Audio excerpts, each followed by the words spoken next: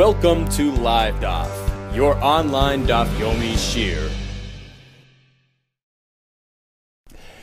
Shalom Aleichem and welcome back to today's Daf Avodah Zarah Daf Samach. We begin at the Mishnah right on top of the Amid Hametahir Yeno Shalovid Kechavim. So if you recall, we had a quote from this Mishnah actually yesterday. So here's the original Mishnah at the source. Hametahir Yeno Shalovid Kechavim. So Rashi explains this to mean as follows.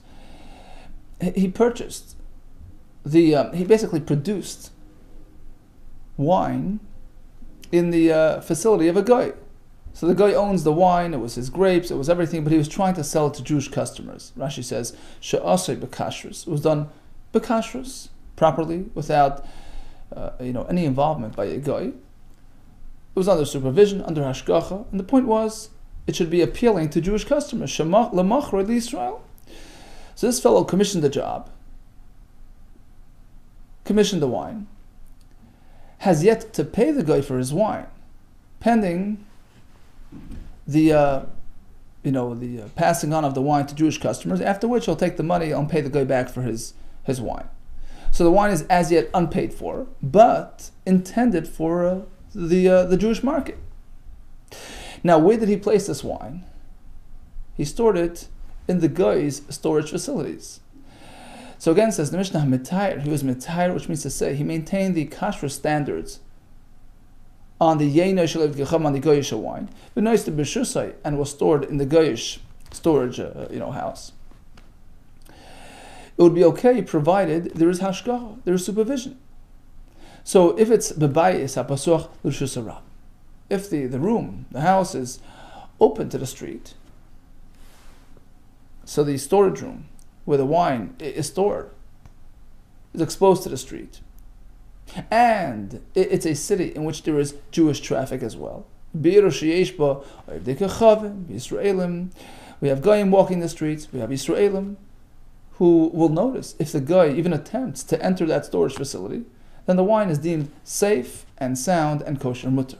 However, it's a city with only non-Jewish inhabitants, there's no Jewish traffic to notice any infractions, then you may not partake in that wine also, because who knows if the guy went in there and took a drink and tampered with the wine, there will be nobody to notice.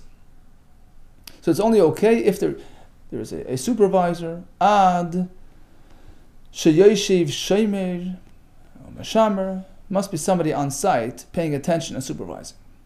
Now, does he have to sit there 24/7? No. As long as it's in and out. What we call nichnas v'yotze, right? Comes in occasionally for a surprise inspection. That is sufficient to provide the guy with a deterrent, dissuade him from touching the wine. The shemer need not be sitting there constantly on watch, on guard. Even if he's, in and out, mutter, that's okay. And the next statement, we'll have to wait for the Gemara to explain this. He adds, Rishus oivdei kechavim achasi. All properties, all homes, all domains belonging to Goyim are considered one and the same regarding their status. We'll see that in the Gemara. So, again, we have a case where technically it's kosher wine. However, the wine is owned by a guy and actually stored in his own facilities. It would be okay if it's deemed somewhat supervised, which will prevent any tampering. Now, there is one more condition. It has to be that the guy doesn't, he knows that he shouldn't be touching that wine. He doesn't feel entitled to touch the wine. So let's see. So again, we're back to the same story. The guy produced that kosher wine and sitting in his facility. And the guy actually issued sort of a receipt, a preliminary receipt. So although he wasn't really paid yet for the wine, but he writes to him, look, hiskabalti mimcha, I deem it as though I already accepted payment. He gives him a receipt, paid up. essentially telling him, look, Mr. Yisrael, you're free to take the wine, sell it, and I trust you, you'll pay me later. In that case, it's mutter, the wine is deemed to be kosher and safe, because the guy would not risk disqualifying the wine by tampering with it.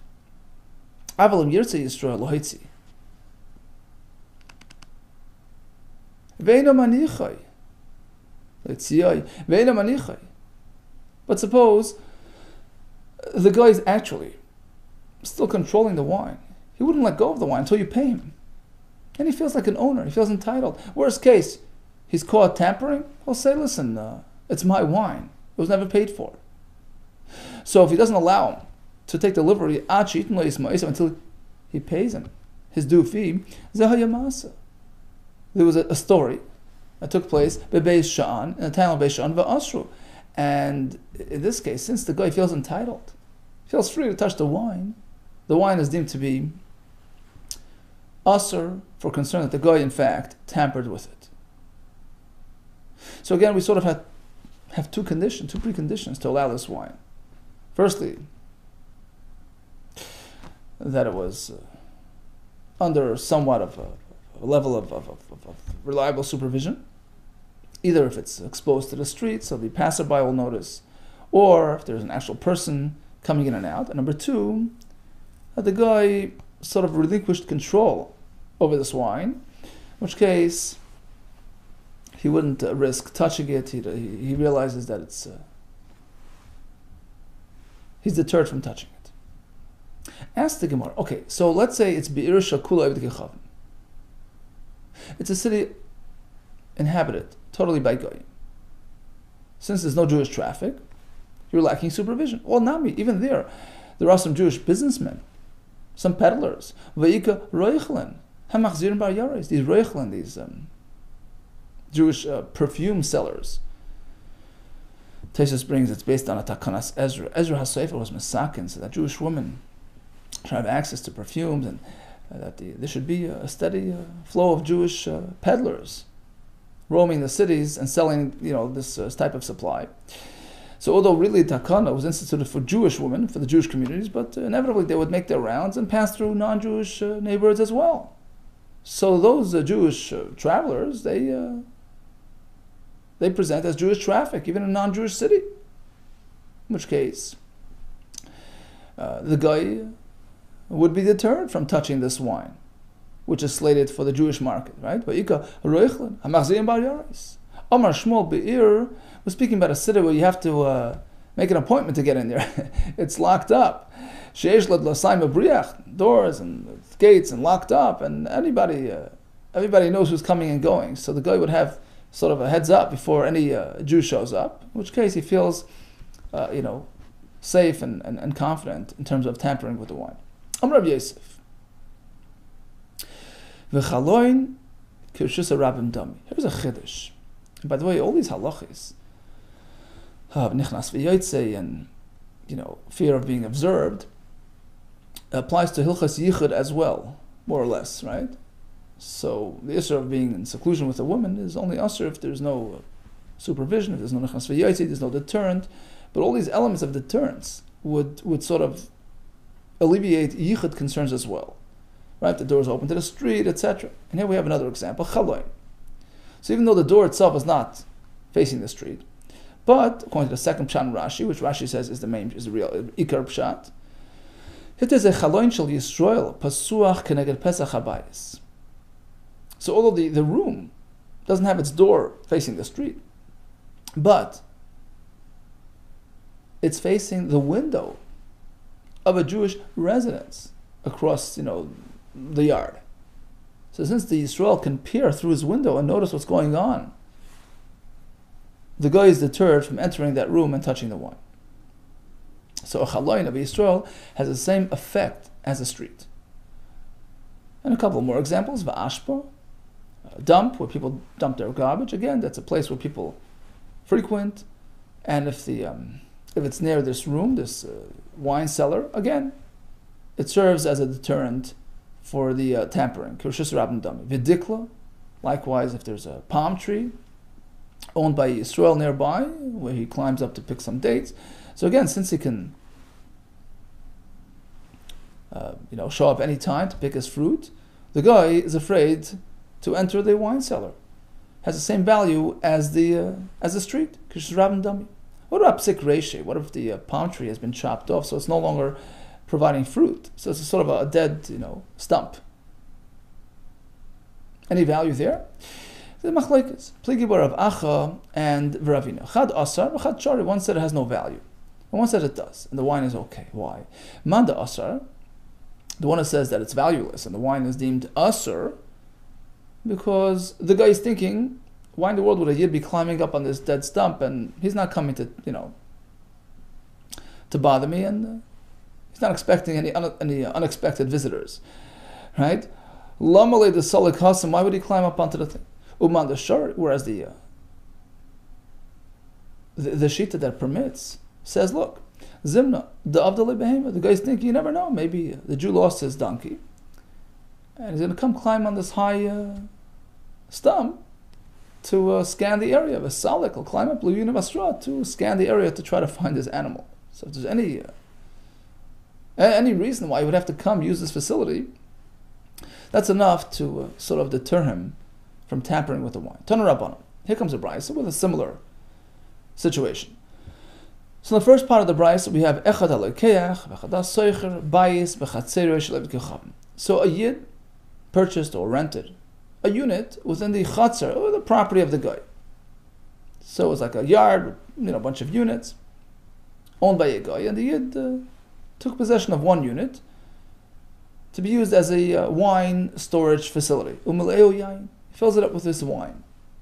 So it's my wine in my unit, but it's in a Goyish estate. How can I ensure that it's safe, that it's kosher, untampered with? And there's another yid living in that estate, mutter, and it's okay. Even though there's no, it's not locked, door's not locked, the bottles aren't sealed. As long as there's another yid on site, that provides hashgacha and a deterrent. But if the yid is not living in that same chatzar, rather in the next door property, mutter, then it could also be okay, provided the yid has access to the locked room. It's a locked room, or the barrels were sealed. So again, the guy would, hesitate to tamper with the facility, lest the Jew come, pay a visit, and he would have to quickly, close things up, and all, so he doesn't want to take that risk.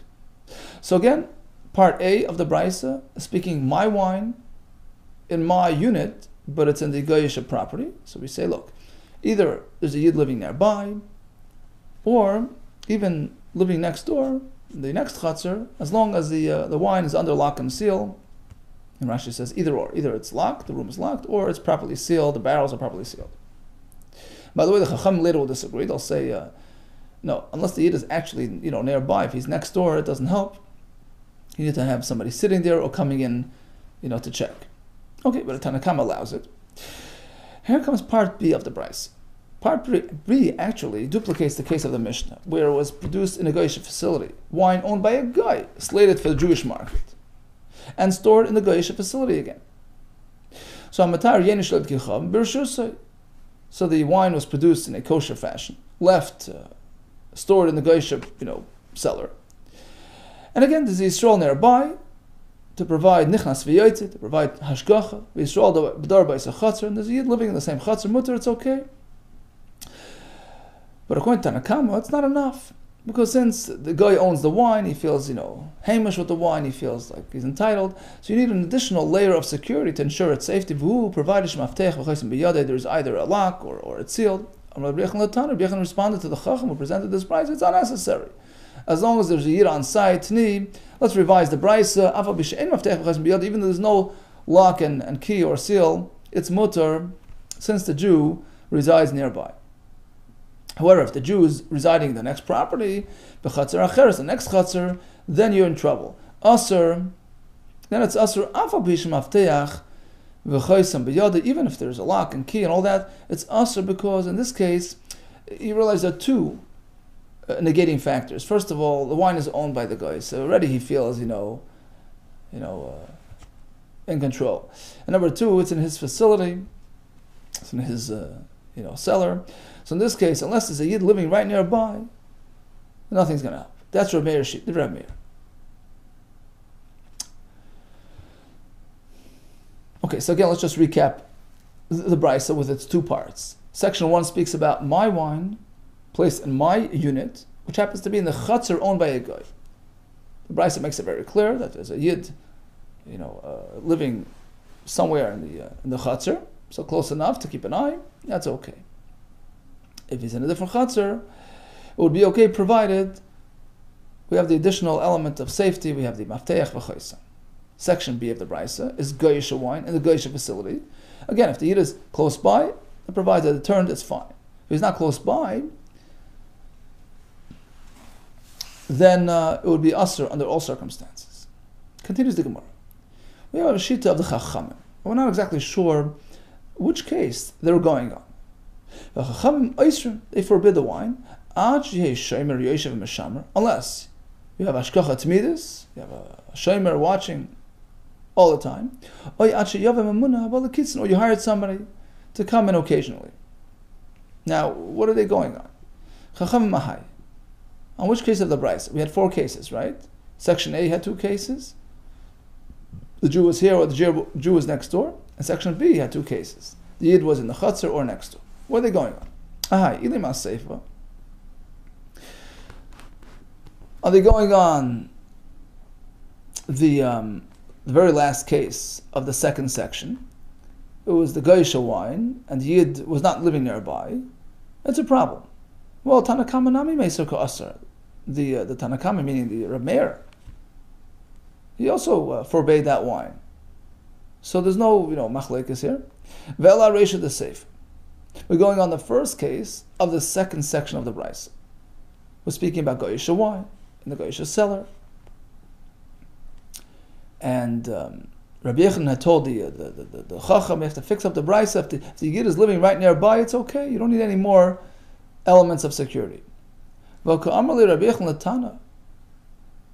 Yechon just told the Tana Tni, you should revise it, downgrade the requirements. Even if there's no lock and key, there's no seal, because the Yid is right there. So why would the Chacham go ahead and be more strict about this and require way more? It seems from Rabbi Yechanan's sort of response that it's a quite simple, easy case to deal with. If the Yid is right nearby, you're safe. Why would you need more precautions? Oh, so that's out. Let's backtrack to section A of the Brisa. It's my wine in a rental unit in the chutzner of the guy. Right? He's a landlord, but it's my unit. And in the second case, we have the Yid living in the next chutzner. The Tanakama b'chatzar cheres. The Yid is living in the next door property. Mutter, it's okay. As long as it's sealed and locked. On that, the Chacham say no way. If the Yid is living in this chutzner and he can keep a watchful eye, okay.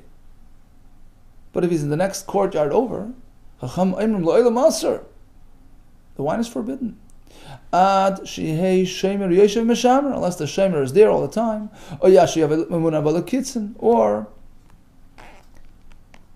he was tasked with coming by to check regularly, and then it's okay. Okay, so that's the sheet of the Chachamim. We can't allow the Yid next door, even if there's a lock, there's a seal, he has to be coming by to check. Now, just as a side point, Lakitin means he comes at, a preset time. Does that make it better? If it's predictable, it's worse. You're supposed to be surprising the guy, coming in unexpected, unset times. Mimuna Balakitin, that type of system is worse off. Griyusahu. If anything, it's a negative factor. So the guy knows when to expect the mashkiach, right? Rather, we're going to revise it. Just the opposite. It has to show up unexpectedly, and then we say it's okay. Okay, so let's just recap this Brisa. We had 2 parts. Part A was wine owned by a Yid, stored in his rental unit, in a property owned by a guy. if there's a yid in that chutzner as well, that provides a deterrent. If he's in the next chutzner, Tanna Kama says it's okay provided we have the lock and seal layer as well. Chacham say no. If the yid is not in close proximity, it doesn't work. So you need to have somebody right on site or coming in, to check. The next part of the brisa was wine produced in a goyisha facility, stored in a goyisha cellar. Again, if the yid is in the chutzner, that provides security. If he's in a different chutzner, then in this case, since the guy owns the wine, he feels, has rightful access to the wine, he feels entitled. In this case, nothing's going to help if there's no yid on site. Okay, then we have Rav Shimon Lazar, Aimer, Rishus Oivd Kechavim Achasi. Now what does this mean? The question was like this. Rav Shimon Lazar was certainly coming to, sort of disagree with the Tanna Kama. But which way? More strict or more lenient? Lahakil, more lenient, or lahachmer, or to be more strict? Now, what's going on? So let's take a look at the, perhaps it would be worthwhile to read the Rashi inside to get a true picture of this discussion here. So Rashi begins with lahakil or lahachmer. So it's pretty much to the left of where we're holding in the Gemara, a bit lower, about 5 lines down. Lahakil lahachmer. Lahakil means like this. The Gemara Tanna Kama stated a fact, stated halach, right? Be'ir shekul eved kechavim asr. If it's a city with only goyim living there, then you cannot trust the guy. You can't store it by the guy because there's no deterrent. There are no observers. You can't leave it in the storage facility of the goyisha owner of that wine, right? The wine was produced in his facility. It's his wine technically. You can't leave it by him. Okay, that's a given. What about leaving it at his neighbor? By a guy, but he doesn't feel entitled. He's not the owner of the wine. He was just tasked with, watching the wine, right? They rented out a little, corner, a little space in the other guy's house. Is that okay? He's a guy, but perhaps it's safer because he doesn't feel entitled. He knows he shouldn't be touching that wine. He has no right to touch the wine. So Tanna Kama doesn't differentiate. No difference. Who are in the same exact halacha is beveis oived kechavim acher, if it's next door as well. Rabbi Shimon ben Elazar comes Rabbi Shimon and says, no. You think all the goyim are cut from the same cloth? You can't trust the owner of the wine because he might be tempted to touch, but the other guy, he'll know to keep away. A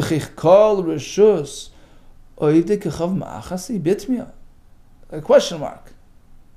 Why are they all the same? Why are you treating them all the same? Kalema meaning to say like this. Since it's not sitting in the owner's house, it's okay. The Hayav Gechav Mir says the other guy's afraid to touch. That's one approach. Tanna Kama was being machmir. If left next door, Reb Shimon was being mekel. Says next door you're safe. On the other hand, you can say just the opposite. Tanna Kama was being lenient with leaving it next door, and Reb Shimon Elazar was being machmir. So he was stating as a fact, all Goyim's facilities, all domains are considered one and the same, have the same status. Meaning, Tanna Kama dafka beis v'alav ka'amar. Tanna Kama was speaking specifically not to leave it in the manufacturer's home. That's more risky. But next door it's okay. V'as Reb Shimon Elazar l'meimar, no, wadin beis v'kecham acher. Same exact would be if you leave it by the guy down the block. So although perhaps he doesn't feel entitled, but we're concerned about a collusion. Perhaps they made a deal. The first guy with the second guy. Even though the fellow who was now looking after the wine, he designated for him, a corner of the house, which was meant for the wine. He knows he's not supposed to be touching it. He has no excuse. He's not the owner of the wine. He didn't produce it, right? He'll be called red-handed. Found to be a ganav if he touches the wine. So he himself wouldn't approach the wine. So what's the concern? Chashina were concerned. Perhaps he'll leave the door open for his friend, the wine owner, to come and do nisuch. And that fellow is not deterred, right? Because he feels it's his, and Why would he do it? You scratch my back, I'll scratch yours. So that next time, if the Yid buys from the neighbor, so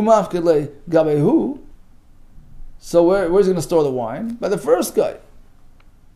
And the first guy will allow the neighbor now to do nisach on his wine. So basically, it's a two-way deal. Today I'll let you touch this wine. Tomorrow, when I need your service, I'll leave the wine by you. The Jew will think it's safe and sound. I'll come by you one night and I'll do nisach.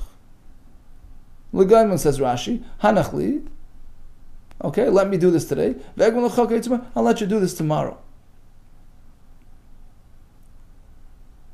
Okay, so there are two ways of looking at this mission. Certainly, there's a machlok. There's an agreement regarding leaving the wine elsewhere in a facility not controlled by the actual owner.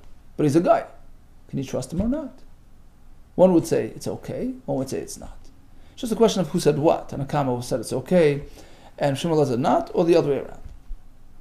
So let's go back to the Gemara. The question was posed in terms of how to understand the machlokas. Rabbi Shimon Elazar, when he said all rishuyos of goyim are achas, it was sort of a question mark. Lahakal. He was trying to be lenient. Why would you consider the property of the guy next door the same as the owner's property? No, it's very different. Perhaps he was trying to be strict on that. They're all the same thing. You can't trust any of them. Shabida Omar Ziri quoted Ziri Lahakal. He was being makel. Nachman Omar Ziri Lahachmer. He was being machmer. Rabbi Omar Ziri Lahakal. He was being lenient. So let's go back to the Tanakam, who says, "Geshem shebur shusay also," just like you can't trust the manufacturer.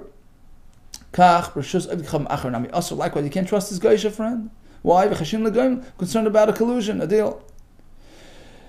Comes Reb Shimon Elazar, Oyman, he says, no. When do we say it's problematic? B'shusay, if it's left by the actual owner of the wine. B'shus avdicham acher, but left by his neighbor, it's mutter, it's okay. V'chashim legoyim, we're not concerned about back scratchers. That's one approach. Rav Nachman Amar Zeiri, he quotes Zeiri Lahachmer. That Rav Shimon was trying to be machmer.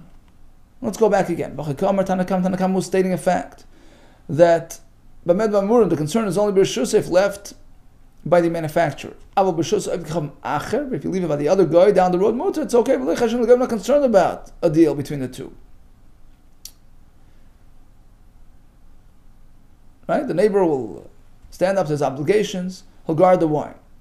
Rav Shimon also Eimer, Kol Rishus, all Geisha properties are considered one and the same. You can't trust them all. Tanik was said Rav Nachman Zeiri Lahachmer. We have a brisa which supports Rav Nachman Zeiri's version of Lahachmer. Amar from Elazar, Kol Rishus Avdicham Achasi. Why do I consider all domains owned by Goyim as one and the same? Because Haramoin, because of the dishonest people. Rashi says, Goyim and Zelazah were concerned that they colluded with each other behind the Yid's back, in which case it's all problematic. There was a story, the Bey, from the the family of this fellow who was called Parzek. Who was a guy? Rufila, he was a high-ranking officer. Rashi says it was Sheni Lamelech, vice president. Okay, so again, he manufactured kosher wine for the Jewish customers.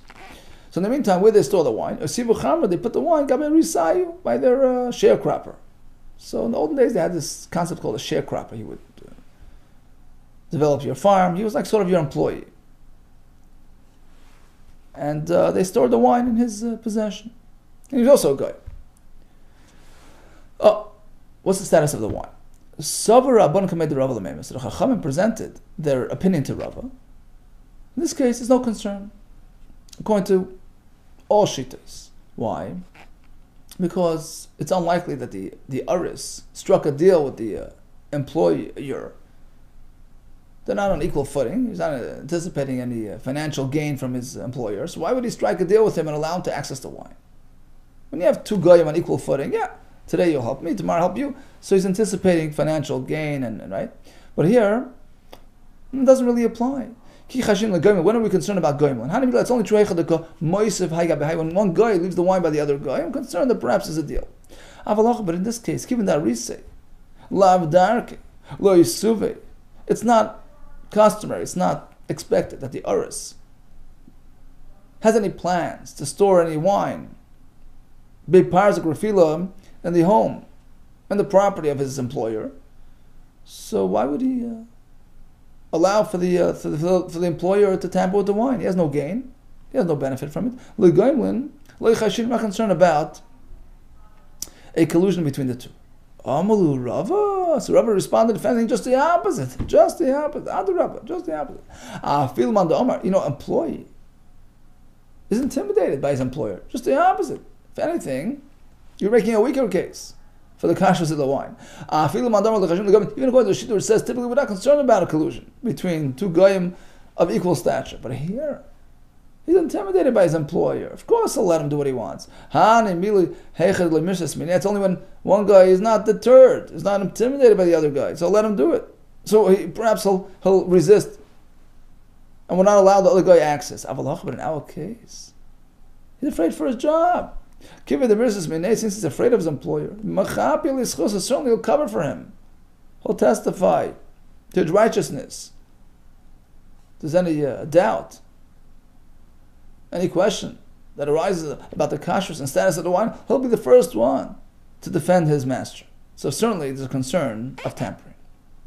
Okay, we conclude with another story. How Karcha is like a krach, like a city. So what happened in the city? There were barrels of wine sitting in the open for some reason, and there was a guy walking between them. There was a Yiddish wine sitting there. They noticed the guy. He was walking between the barrels. Did he touch? Did he not touch? Amar Rava. Well, there's only one way to determine. If the guy would be caught red-handed and incriminated for touching the wine, basically he has no cover story. He has no justification for touching the wine. Then you're sure it's okay. Chamra shari, the wine is okay. But otherwise, if he has any sort of excuse, I was looking for my basketball, or Rashi says if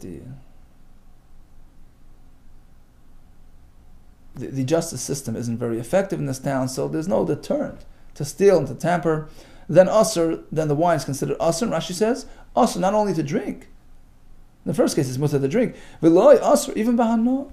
Rashi says the vaday noga. Certainly, the guy put a guy with wine. It's a shidduch. He certainly tampered, touched it, drank from it, etc. Okay, just do a quick recap.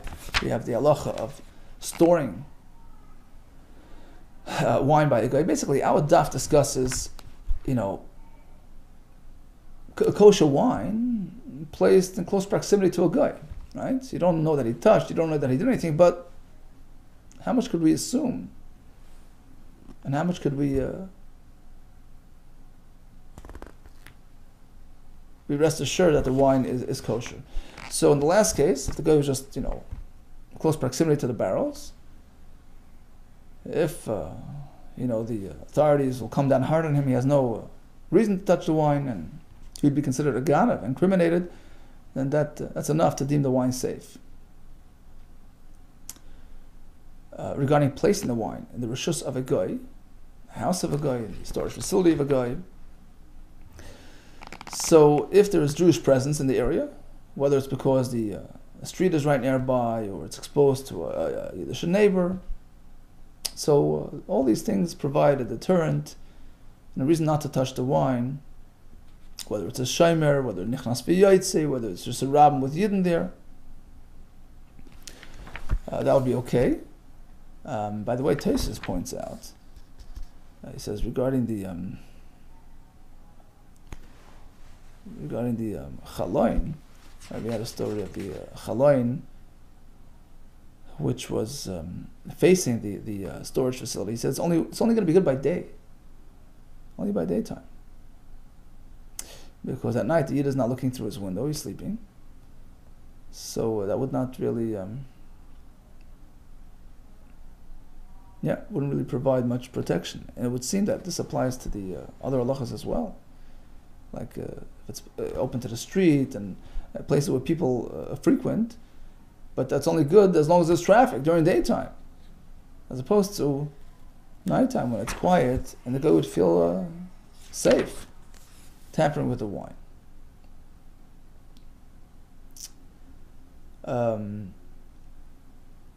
Okay, we spoke about placing the wine not by the actual manufacturer, the guy who manufactured it, rather placing it in another facility owned by a fellow guy. There was machlokes on that.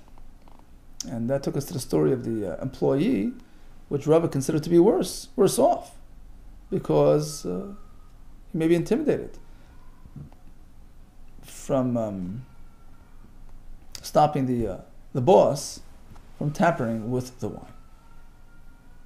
Okay, so the best solution is to have it under constant guard, or nichnas v'yaitze, to ensure there's no tampering. Hadran lach Rabbi Shmuel. All the best to you and Atzlach.